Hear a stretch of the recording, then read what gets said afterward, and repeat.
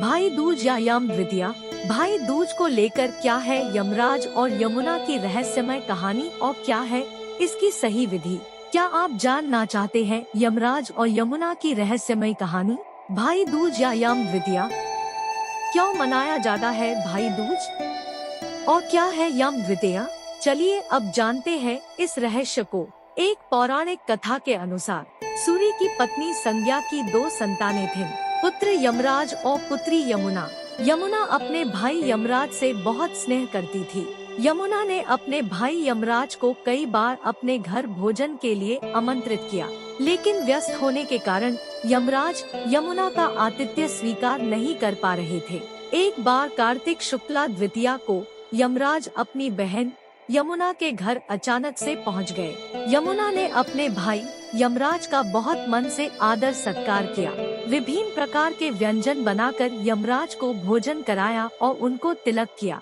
यमराज यमुना के आदर सत्कार से अत्यधिक प्रभावित हुए और यमुना को एक वरदान मांगने के लिए कहा। यमुना ने कहा कि भाई हर वर्ष इस दिन आप मेरे घर आया करोगे और उसी प्रकार इस दिन जो भाई अपनी बहन के घर जाकर उसका आतिथ्य स्वीकार करेगा और बहन अपने भाई के स्वागत के साथ भोजन कराएगी और तिलक करेगी, उसके भाई को आपका डर नहीं होगा। यमराज ने यमुना को ये वरदान दिया और कहा कि इस दिन जो भाई बहन यमुना नदी में स्नान करेंगे उन पे मेरा प्रकोप नहीं होगा। तब से लेकर आज तक मनाया जाता है भाई दूज। इसी दिन अर्थात कार्तिक शुक्ला पक्ष द्वितीया के दिन ही यमराज ने अपनी बहन के घर जाते समय नरक में निवास करने वाले जीवों को नरक यातना से मुक्त कराया था। इसलिए इस दिन को यम द्वितीया भी कहते हैं। विधि: समझदार लोगों को इस तिथि को अपने घर मुख्य भोजन नहीं करना चाहिए। उन्हें अपनी बहन के घर जाकर उन्हीं के हाथ से बने हुए पुष्टिवर्धक भोजन को स्नेह पूर्वक ग्रहण करना चाहिए तथा जितनी बहनें हो उन सबको पूजा और सत्कार के साथ विधि पूर्वक वस्त्र, आभूषण आदि देना चाहिए। बहन के हाथ का भोजन उत्तम माना गया है।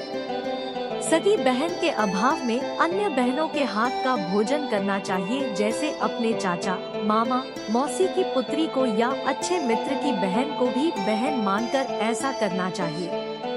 बहन को चाहिए कि वह भाई को शुभ आसन पर बिठाकर उसके हाथ पैर धुलाए, स्वयं स्पर्श नहीं करे।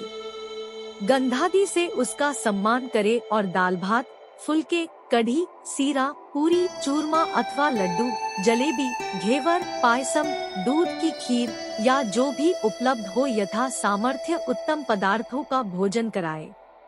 भाई बहन को अन्न, वस्त्र आदि देकर उसके चरण स्पर्श कर शुभाशीष प्राप्त करे। लोक प्रचलित विधि: एक उच्चासन मोढ़ा पीढ़ी पर चावल के घोल से 5 शंक्वाकार आकृति बनाई जाती है।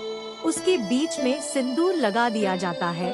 स्वच्छ जल, 6 कुम्हारे का फूल, सिंदूर, 6 पान के पत्ते, 6 सुपारी, बड़ी इलायची, छोटी इलायची, हर्रे, जायफल इत्यादि रहते हैं। कुम्हारे का फूल नहीं होने पर गेंदा का फूल भी रह सकता है।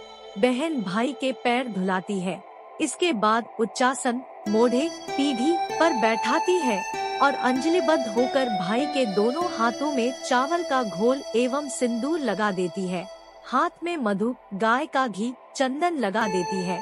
इसके बाद भाई की अंजलि में पान का पत्ता, सुपारी, कुम्हारे का फूल, जायफल इत्यादि देकर कहती है, यमुना ने निमंत्रण दिया यम को, मैं निमंत्रण दे रही हूँ अपने भाई को। जितनी बड़ी यमुना जी की धारा उतनी बड़ी मेरे भाई की आयु। यह कहकर अंजलि में जल डाल देती है। इस तरह 3 बार करती है।